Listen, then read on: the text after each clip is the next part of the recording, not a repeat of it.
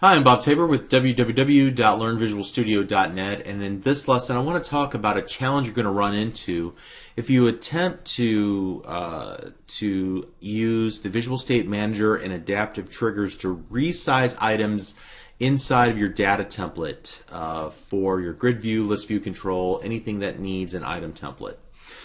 So you can see here that I have another version of my little contact manager application, and ideally what would happen is whenever we have more screen real estate, those avatar images would grow larger, and I've tried a few things but it can't quite get it to work right now. You see they stay the same size no matter what. Now, if you take a look at the code that I've actually written here, you can see that I've added a Visual State Manager with Visual State groups. I've got two visual states, a narrow and a wide layout. When we're in the narrow layout, I want the avatar images width and height to be 100, and when we're in the wide layout, I want the width and height to be 200. So why isn't this working? Well, unfortunately, this will not work using the technique that we've used here, where we're defining that data template here in line. What I'm going to need to do is actually break out this stack panel that forms the body of my data template into its own code file.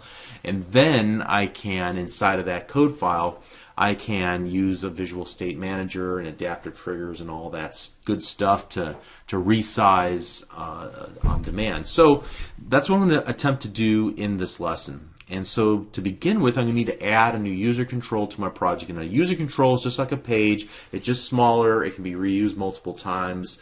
It usually just has a snippet as opposed to an entire page layout.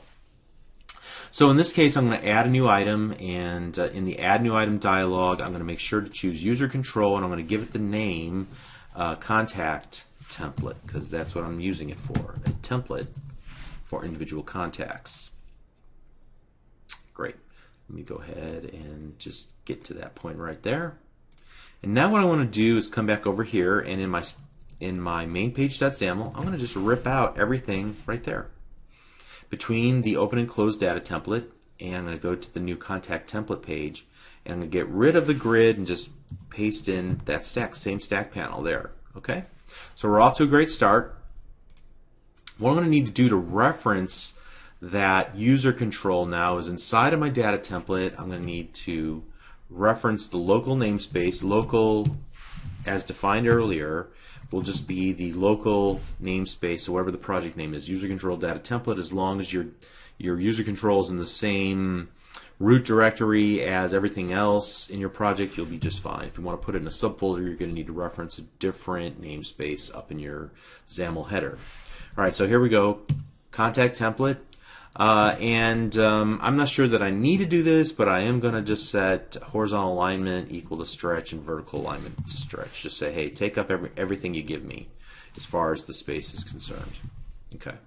And that's all that I should need to do there. Great. Now back in the contact template, if we were to try to run the application right now, it wouldn't work. It might even give us errors. There's a couple of changes that we're going to need to make first. First of all, let's try to get this all running, and then we'll come back and add the Visual State Manager and the different adaptive triggers.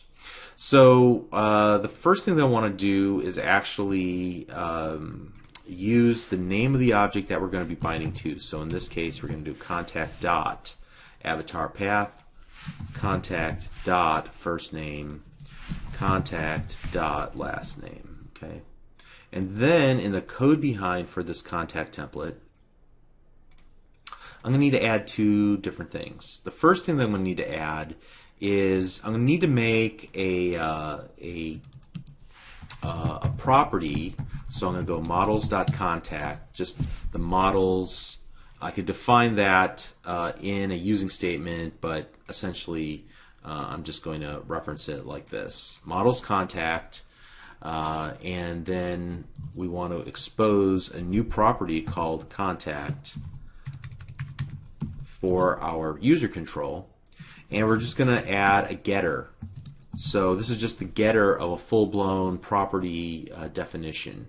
So we're going to return this data context as models.contact. All right, and so essentially what this is going to do is whenever you are whenever one of the controls on the contact template.xaml page, whenever it needs to get data, it's going to get data of type contact, and it's going to get that data from the data context for this user control. The data context for the user control will be passed in from the main page.xaml. It will be whatever gets, basically passed in the data template. Okay. So for the most part, what you can do with this is just treat this as templated code, copy and paste it. We're going to add it to our cheat sheet. You don't need to really understand too much about what it's doing. Just understand that you have to have this line of code, and then also in this constructor for our user control, we're going to have to do one more thing, and that is whenever the data context is changed, there will be a data context change event, and what we want to happen is write this lambda expression that will call the bindings.update. Now this update is actually being generated for us again inside, because we use the xbind statement like we talked about previously. This will essentially say, hey, go off and update the data that you're being bound to. All right. Again, this can be treated as boilerplate code as well. We're going to add it to our cheat sheet. You don't have to understand too much about how it works in order to use it. I think that's the key idea here. But now that we've added these two lines of code and we've made the modification to our xbind statement for each of the items that we're binding to here by adding the actual data type for the given property, now we should be able to at least see it working again, even though we've made no significant changes to the functionality. We'll get to that next. Okay, so it still works.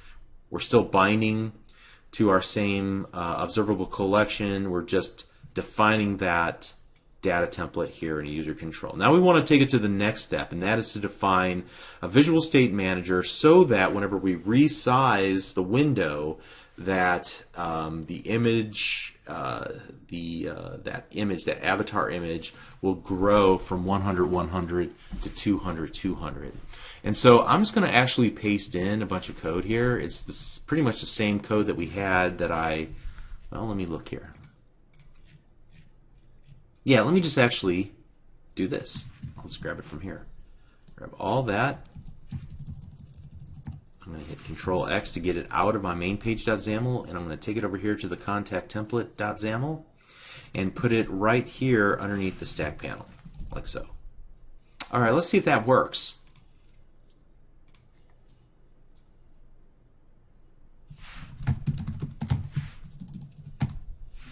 All right, so this should be pretty small. What happens when we make it larger? Oh, hey, it doubled the size of our avatar icon.